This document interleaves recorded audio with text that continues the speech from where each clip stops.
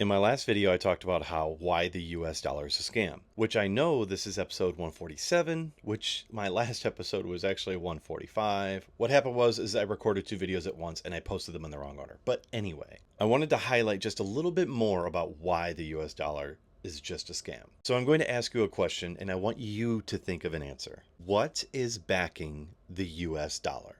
What gives it its value? Don't mind if I dance while you're thinking. Now, do you have your answer? Or at least some speculations of what you think is backing our dollar? Because we all know it used to be gold and silver, and that's just not the case anymore. The Great Depression and Bretton Woods ended that whole backing and brought in the concept of legal tender, or fiat. And a quick history of how the dollar lost its gold and silver backing: the Federal Reserve was created in 1913 to stop banks from going insolvent. Then during the Great Depression from 1929 to 1933, they recalled all public gold to be turned back into the government under Executive Order 6102. And at the same time, the Joint Resolution of Congress, or what is called the Gold Clause Resolution, HJR 192, made all U.S. coins and dollars legal tender for any and all debts, public and private.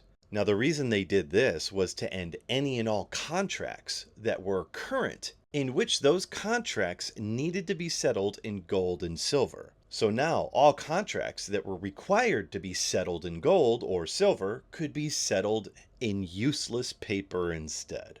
And finally, the nail in the coffin was in 1968, when you were no longer allowed to redeem silver for your money, and in 1971, Richard Nixon ended the international gold convertibility. This was allowing people outside of the US to settle American dollars back into gold.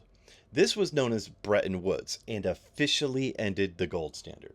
Okay, awesome. That was a brief history. Now back to what we were thinking about. What backs our dollar? You got that idea in your head, right? Of what you think it is? And I'll name a few things to see if one of them that I'm going to name is one of the ones that you were thinking of.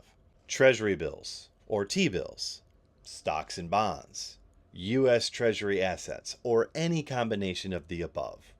Well, here's the truth. This is what's backing our U.S. dollar. Oh, fucking nothing.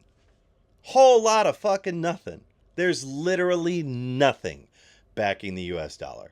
Well, I guess if you wanted to get technical, then the good word and reliability of our US government to pay its debts is what backs the US dollar.